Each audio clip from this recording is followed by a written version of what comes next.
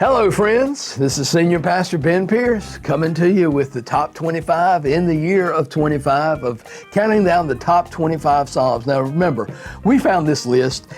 We just Googled and found about 5 or 6 lists and kind of compared them and kind of averaged them out. And I think we should do a recount because I believe number 3 should be higher. And I believe number 3 is possibly my number 1. It's Psalm 27. And the reason I love Psalm 27 is we live in a world of fear. I mean, think about all the fears we have. There's a fear of the future. What's it going to be like? We all have a fear of bad health. Am I going to get sick? Am I going to get dreadfully sick? Some of us have a fear of getting old. Some of us have a fear of what people think of us. One I like to use is in funerals. This is Psalm 27. I love to use this in funerals because I believe it teaches us to have a resolute faith in God. That hope and that faith is an unshakable confidence. This is a song of hope, and it's a song of hope in the Lord. Now, you need to know Psalm 26, 27, and 28 all go together. And David is confronted by many enemies. In a day of trouble, he's going to seek God in the tabernacle. Still, in the midst of conflict, his confidence is going to be God will, not might, it's possible. No, God will deliver him. You see, the promises God is making to you today is to help and to defend his people. So I want you to see this. Psalm 27, let's look at verses 1 through 3. I want you to see David's confidence. David expresses great confidence in the Lord for 3 reasons. He is my light, he is my salvation, he is the defense of my life. The light, that's a metaphor for holiness and truth and life. Think about the opposite, darkness. He is my salvation. He delivers me from harm. He is the defense of my life. He is a strong, fortified place. For times of darkness, the Lord gives light. For times of uncertainty, the Lord gives salvation. For times of weakness, the Lord gives strength. Therefore, I have nothing to fear, nothing to dread. I love the word, though, my. There's a key word there, my. Even when evil men attack, my confidence is in my God. In spite of this, I shall be confident. Then I want you to see in verses 4 through 6, how about David's commitment?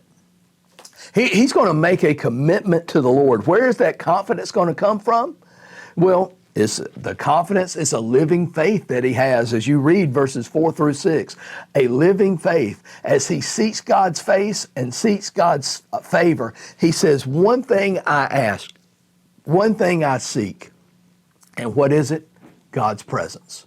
More than anything, I want to dwell in the house of the Lord forever, to gaze on the beauty of the Lord, to see his beauty, to linger near the Lord, loving the Lord, leaning on the Lord. In verse 5, he says, he will conceal me in his tabernacle. He will hide me. He will lift me on a rock.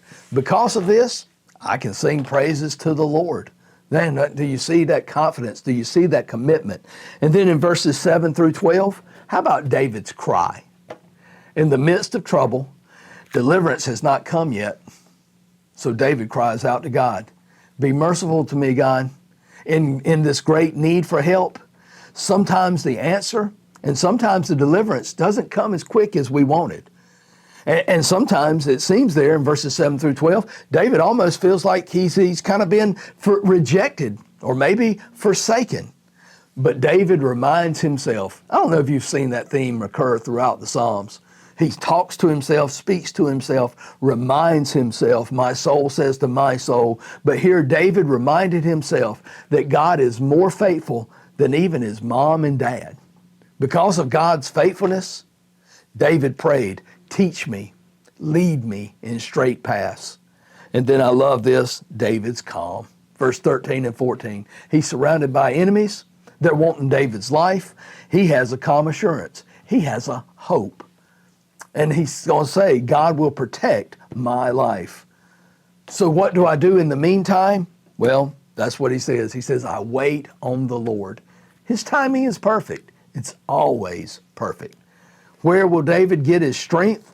his encouragement to be bold and courageous, wait on the Lord. Now, quickly, that wait on the Lord, it is a personal activity and it is a passive activity.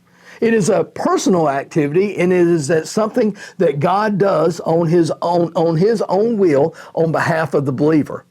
But it is a passive activity. The believer is required to do nothing but be close relationship to the Lord, to be in a close relationship, to keep seeking, to cry out. These things are done by the Lord for his child. God personally does it, and it is a passive activity on our behalf whereby we wait upon the Lord. For many of you right now, you're probably waiting on the Lord, seeking for his deliverance, seeking for him to come through. Trust that he will. Why? Because he is our light, because he is our rock, because he is the defense of my life. He is my salvation. I will not fear. Until next time, keep seeking the Lord, Fuquay.